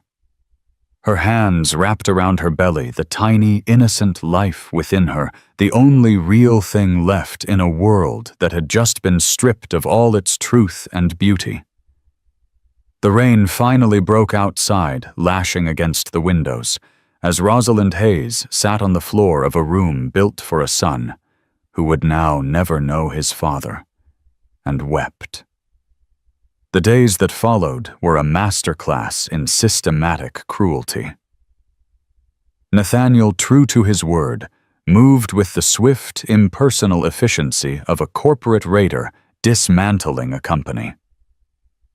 The first notice was an email from the building's management politely informing her that the corporate lease on the penthouse was being terminated, and she had 30 days to vacate the premises.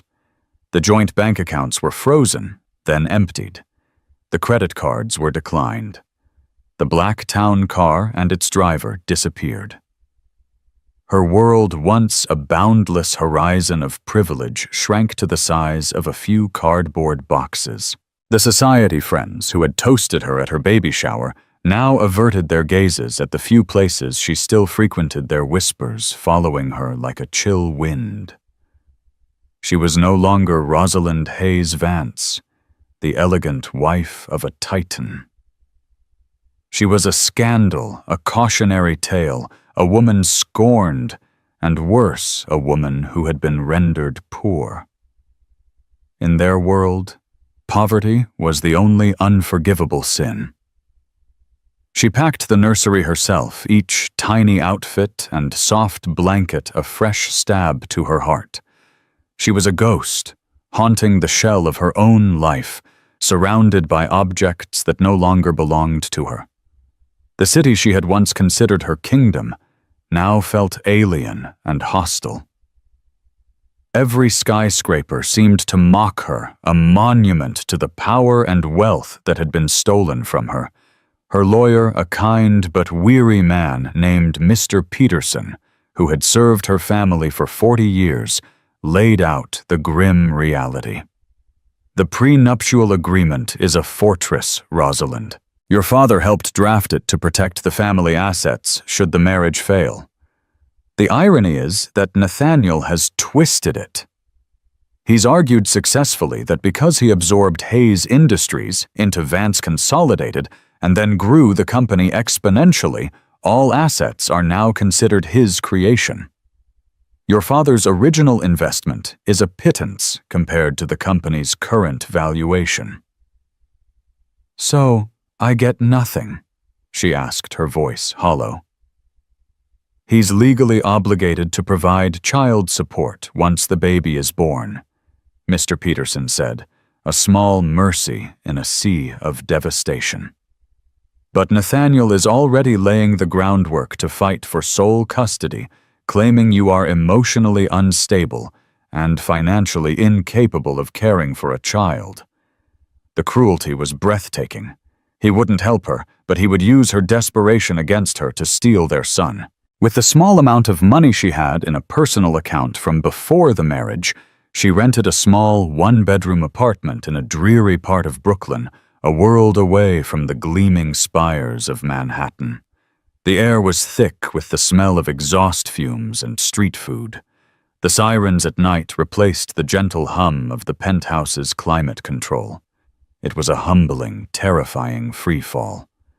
She sold her jewelry piece by piece. The diamond earrings Nathaniel had given her for their first anniversary paid for 3 months' rent. Her grandmother's pearl necklace covered her initial doctor's visits for the baby. Each transaction felt like she was selling a piece of her past, of herself.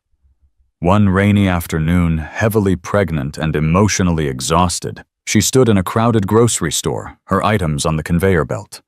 A carton of milk, a loaf of bread, some eggs, prenatal vitamins. The total came to $27.42. She swiped her debit card.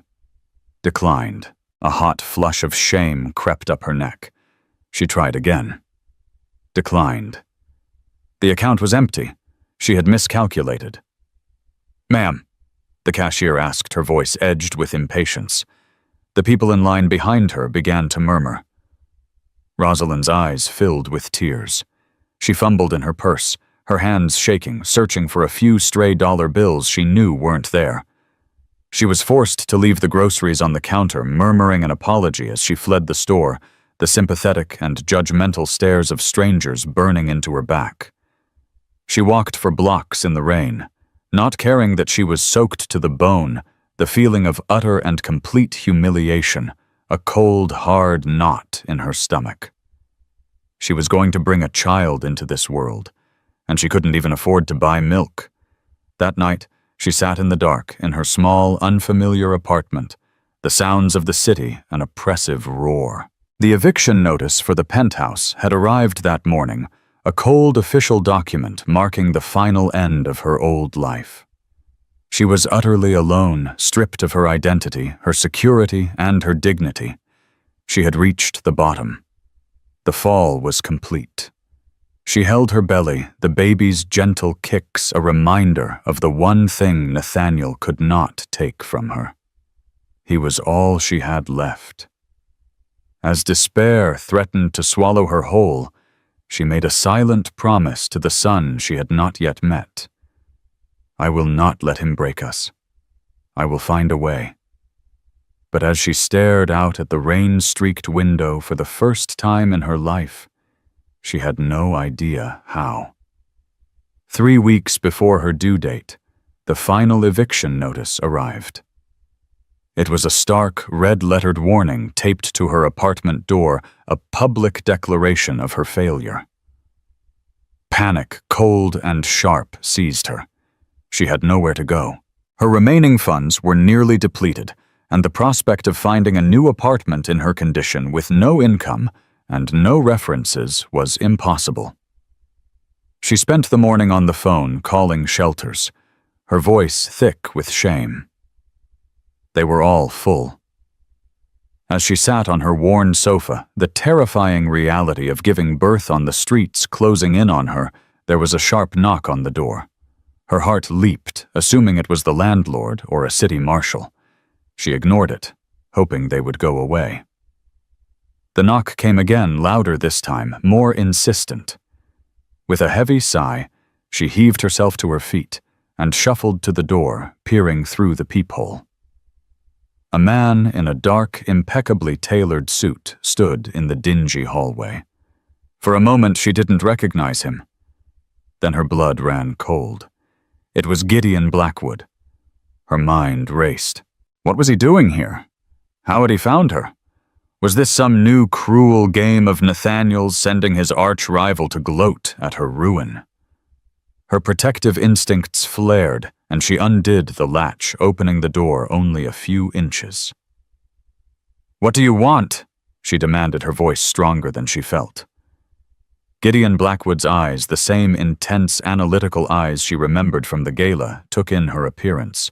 Her worn-out maternity dress, the fear in her expression, the shabby apartment visible behind her. He didn't mock her. He didn't smile. His face was a stoic mask. "Mrs. Vance," he said, his voice a low baritone. "My name is Gideon Blackwood. May I have a word?"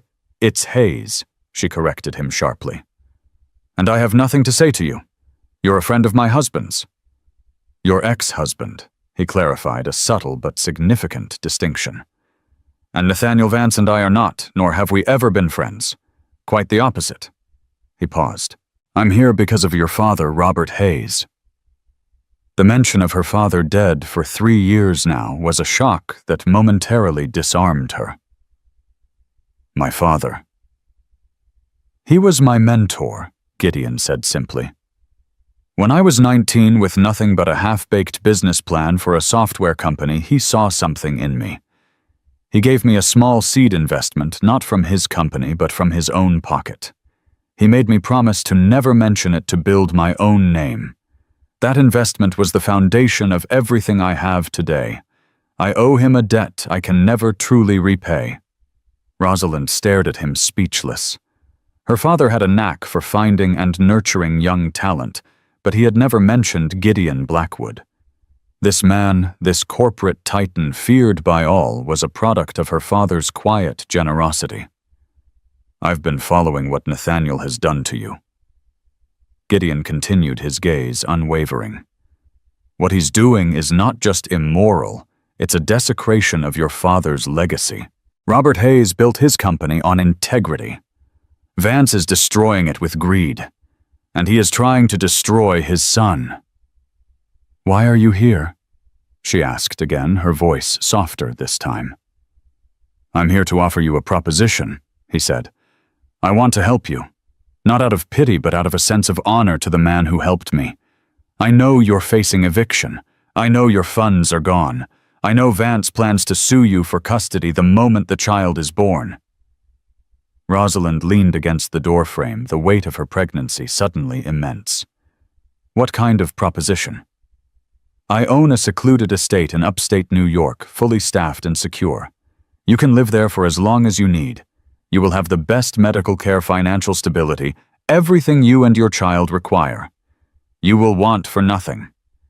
The offer was so astounding, so far beyond the realm of possibility that it sounded like a trap. "And what do you want in return?" she asked, her suspicion returning. "No one does something like this for free." Gideon's expression remained unreadable. Vance's greatest weakness has always been his pride. He sees his child not as a human being, but as an asset, a continuation of his dynasty. He abandoned his son for a business deal, but the moment that child is born, his ego will demand he possess him. He will try to take him from you. He took a step closer, his presence filling the cramped doorway. "My proposal is this. I will give you all the resources you need to protect your child. In return, you allow me to help you raise him. Let me provide him with the security and the future his father has stolen from him. Let me stand as a bulwark between your family and Nathaniel Vance." "You want to raise my son?" she stammered, horrified and confused. "I want to protect him," Gideon corrected. "And in doing so, I want to ensure that Nathaniel Vance can never lay claim to the legacy of the man he betrayed. Robert Hayes's grandson will not be raised by a man like that. I will not allow it." It was a strange, almost feudal pact. A deal born of honor, revenge, and the ghost of a man they had both admired. Rosalind looked at this powerful, enigmatic man and saw not a threat, but a potential lifeline.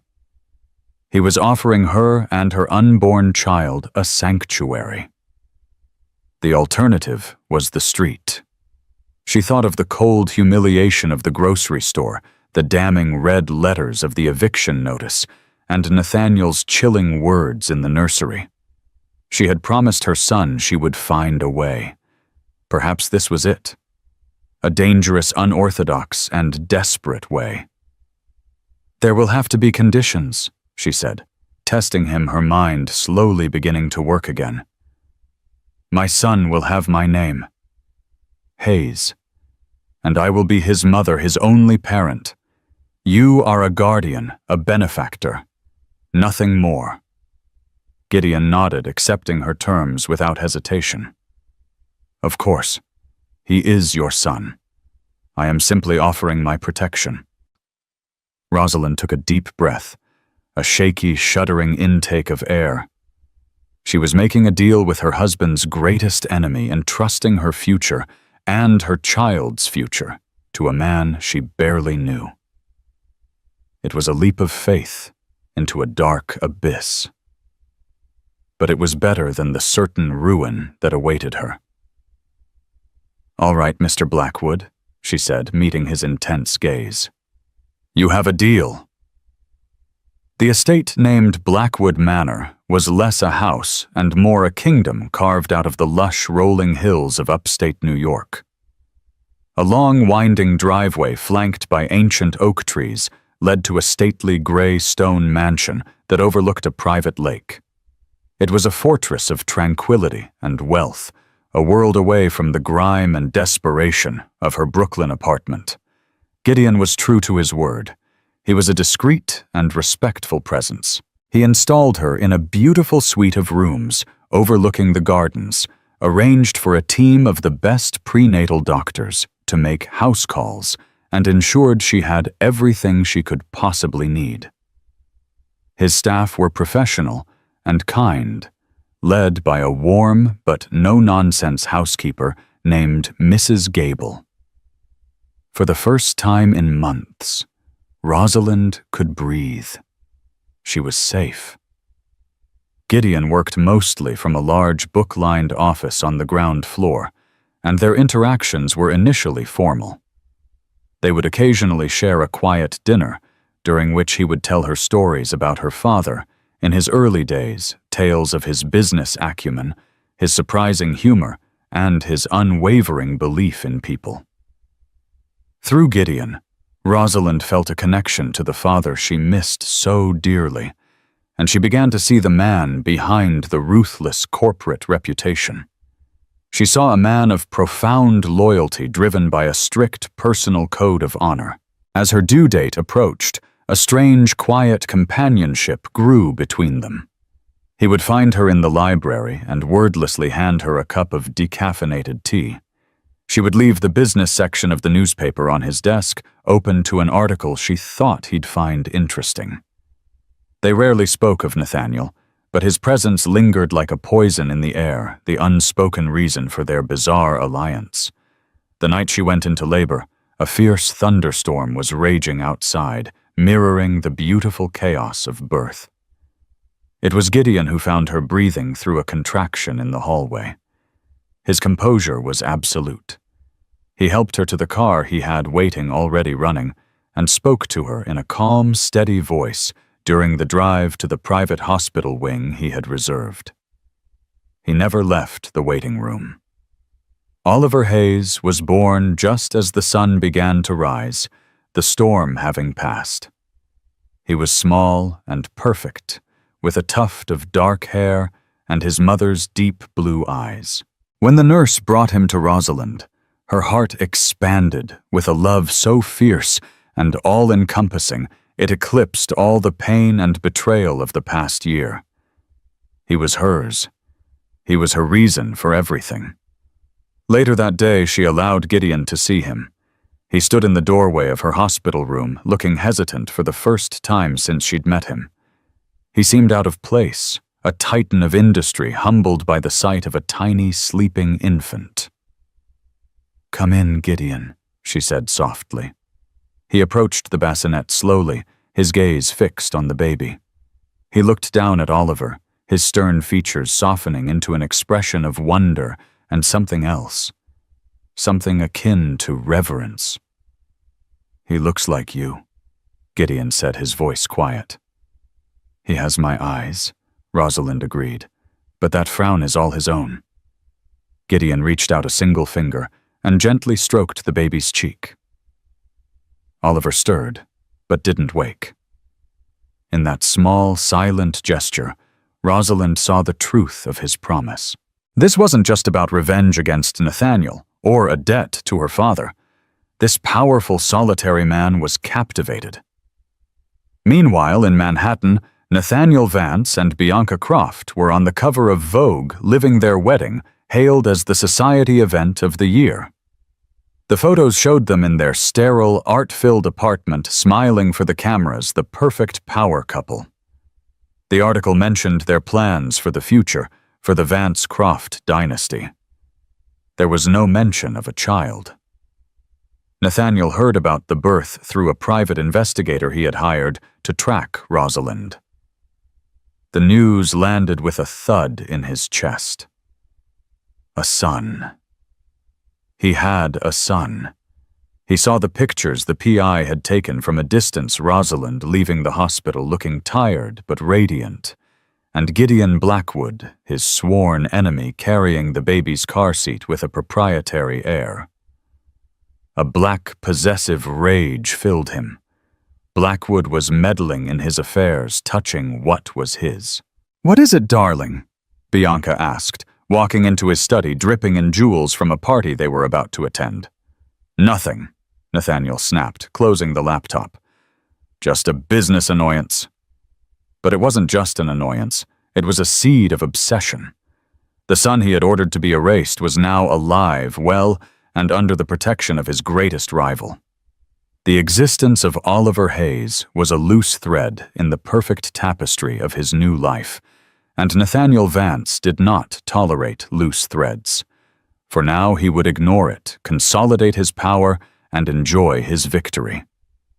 But he knew with a certainty that chilled him that one day he would come to collect his asset.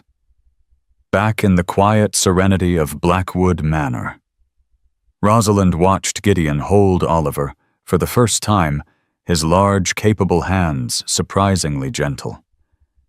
A new life had begun, not the one she had planned, but one forged from the ashes of her old one. A life built on a strange foundation of honor, gratitude, and a shared love for the small boy who slept peacefully unaware of the storm that had preceded his arrival, or the one that was gathering on the horizon. The next 6 years passed in an idyllic quietude that felt both precious and precarious. Blackwood Manor became a sanctuary, a world unto itself, where Oliver Hayes could grow shielded from the identity of his biological father. To Oliver, home was the sprawling estate with its secret gardens and shimmering lake. Family was his mother Rosalind and the tall, quiet man he called Gideon, who over time seamlessly became Dad. Gideon's transformation was subtle, but profound. The cold, calculating businessman was still there, running his global empire from his office with ruthless efficiency. But the moment he stepped out of that room, he was Oliver's father in every way that mattered. He taught the boy how to skip stones across the lake, their shared laughter echoing in the crisp autumn air. He sat on a tiny chair at a tiny table for imaginary tea parties, his large frame comically out of place, a serious expression on his face as he inquired about the health of Oliver's stuffed bear, Sir Reginald. He read bedtime stories, his deep baritone giving voice to dragons and knights, his finger tracing the words for the small boy nestled beside him. He never overstepped. He always deferred to Rosalind on major parenting decisions, but his devotion was absolute. He was there for every scraped knee, every feverish night, every triumphant crayon-scrawled picture presented to him as a masterpiece. He was the steady, unwavering rock against which their small family was built. Rosalind, too, flourished. With Gideon's encouragement and financial backing, she went back to her first love landscape architecture. She started a small boutique firm, working from a design studio Gideon had built for her in one of the manor's old carriage houses. Her talent, once a mere hobby, blossomed into a successful business. She reclaimed her independence and her identity not as Nathaniel Vance's discarded wife, but as Rosalind Hayes, a respected designer and a loving mother. The quiet bond between her and Gideon deepened into a profound, trusting friendship, a partnership in the truest sense of the word. The question of romance never arose. Their shared purpose Oliver was too sacred to complicate. In New York City, Nathaniel Vance's life was a mirror image of theirs, outwardly perfect, inwardly hollow. The merger with Croft Telecom had made him spectacularly wealthy and powerful a king in the concrete jungle. He and Bianca were fixtures on the social scene, their lives a glossy performance of marital bliss. But behind the closed doors of their minimalist penthouse, the silence was deafening. Their marriage was a business contract, and it had one glaring, unfulfilled clause and heir. After years of trying of invasive treatments and quiet disappointments, their doctors delivered the final verdict. Bianca was unable to conceive.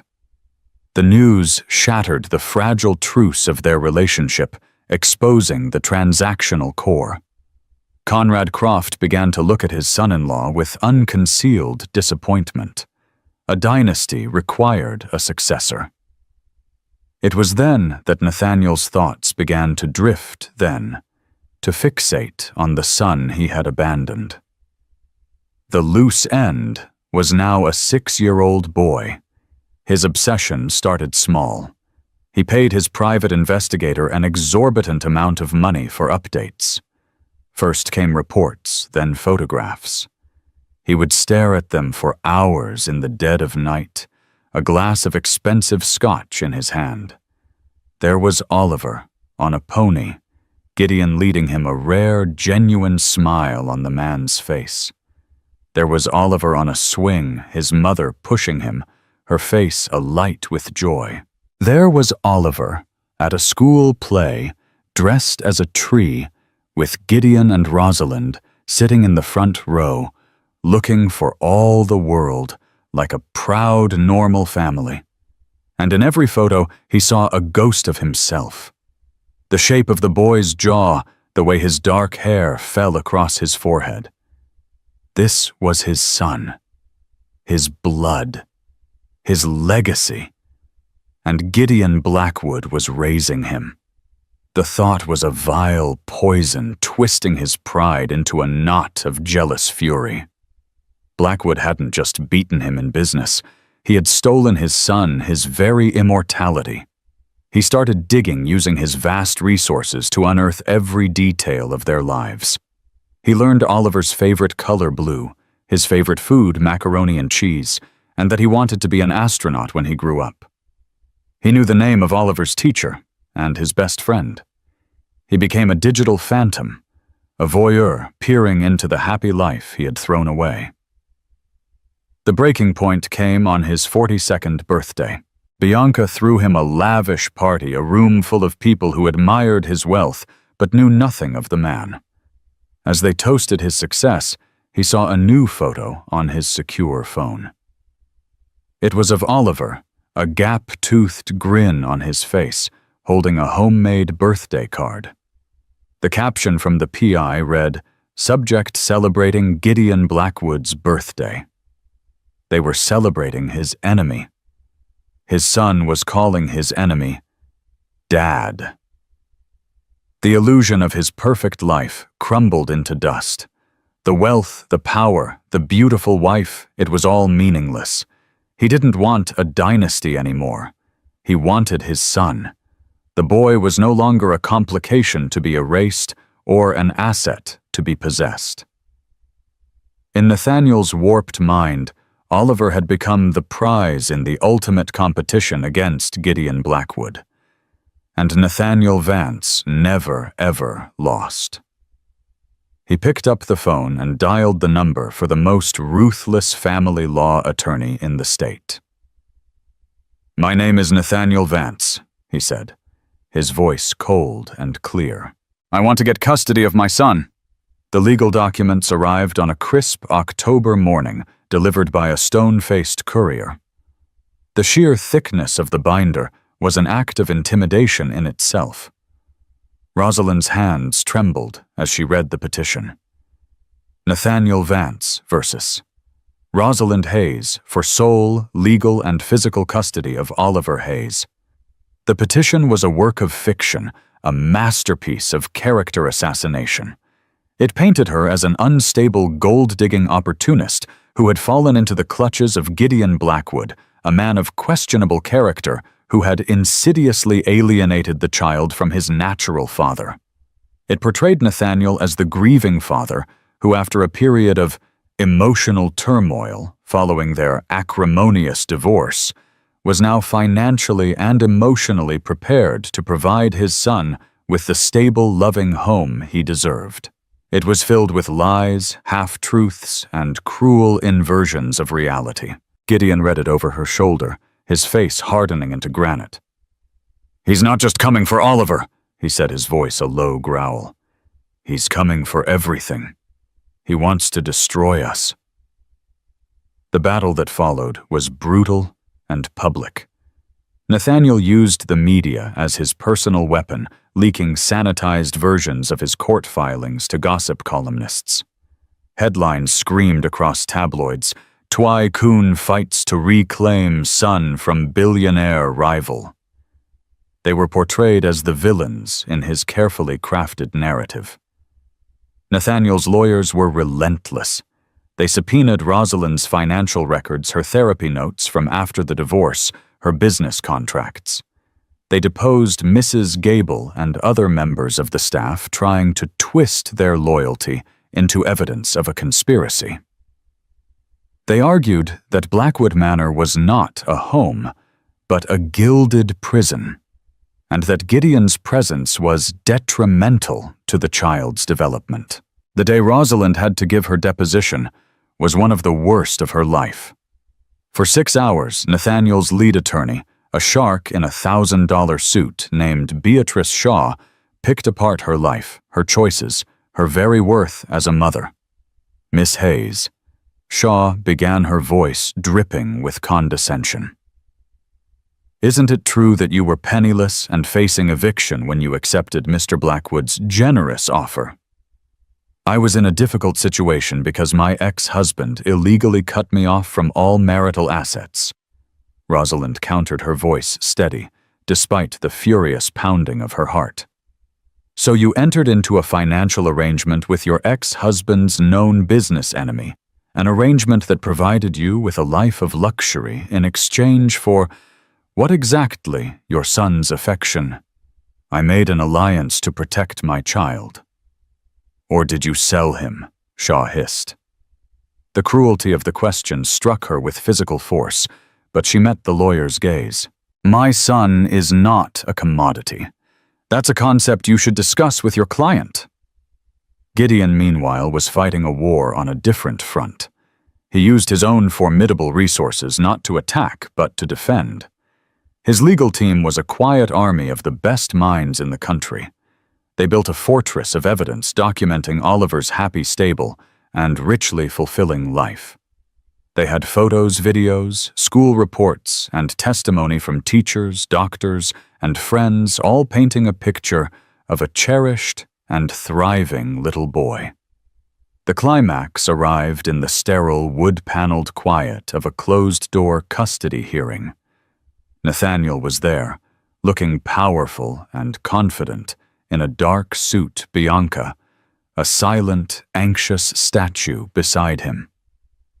He took the stand and delivered a flawless performance, speaking of his profound regret and his deep, abiding love for the son he'd never met. Then it was Gideon's turn to be cross-examined. Beatrice Shaw circled him like a predator. Mr. Blackwood, you are not this child's father.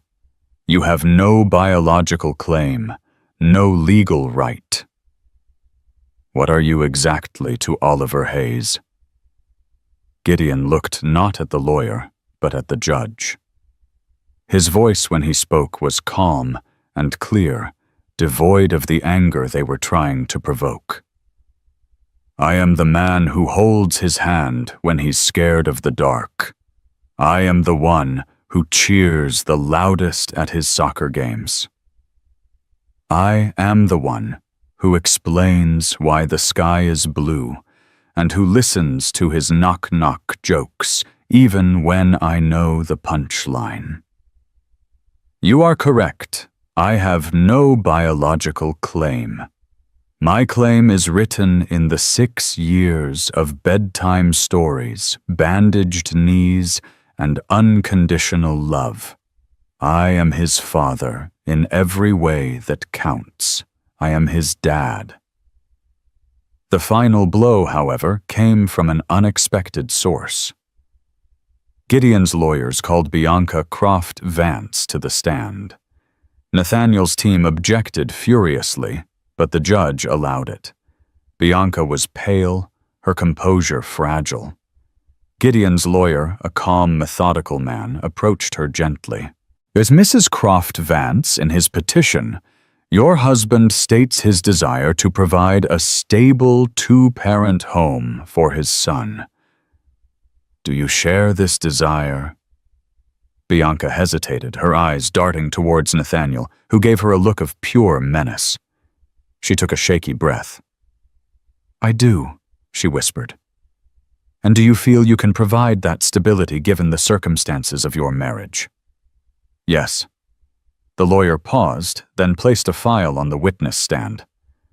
Then can you please explain to the court the documents I have in front of me, the ones signed by you and your husband retaining one of the top surrogacy agencies in the country, dated 1 week after you learned that Mr. Vance had a biological son?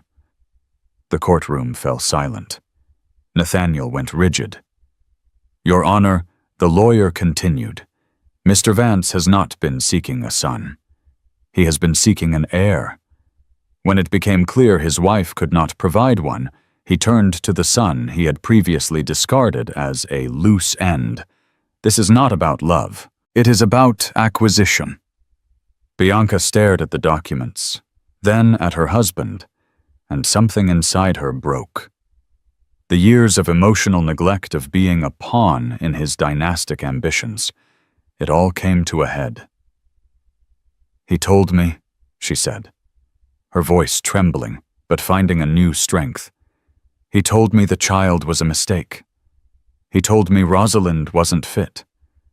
When he found out she was under Gideon's protection, he became obsessed. He said it was the final piece of his collection, that he would own everything Blackwood ever wanted. It was over. The lie was exposed. Nathaniel's carefully constructed narrative of the remorseful father lay in ruins, revealing the cold, grasping ambition beneath. The judge's ruling was swift and scathing, granting Rosalind sole custody and issuing a permanent restraining order against Nathaniel. His visitation rights were suspended indefinitely. He had lost. As they left the courthouse, blinking in the sudden sunlight, Rosalind saw Nathaniel standing by his car. He looked diminished, his power stripped away, leaving only a hollow shell of a man. Their eyes met for a moment, and she felt nothing. No hatred, no anger, not even pity. He was simply a stranger, a ghost from a life that was no longer hers. Gideon put a protective arm around her shoulder, and they walked away, leaving Nathaniel to the ruin of his own making. Later that evening, back at the manor, they tucked Oliver into bed. "Dad," Oliver murmured sleepily. "Did you win your big meeting today?" Gideon smoothed the hair back from Oliver's forehead. "Yes, son," he said, his voice thick with emotion. "We won." He and Rosalind stood in the hallway for a moment, the quiet peace of the house settling around them. She reached out and took his hand. It wasn't a gesture of romance, but of something deeper: partnership, gratitude, and a shared, unbreakable bond. They had faced the storm together and emerged into the calm. They were a family not of blood, but of choice.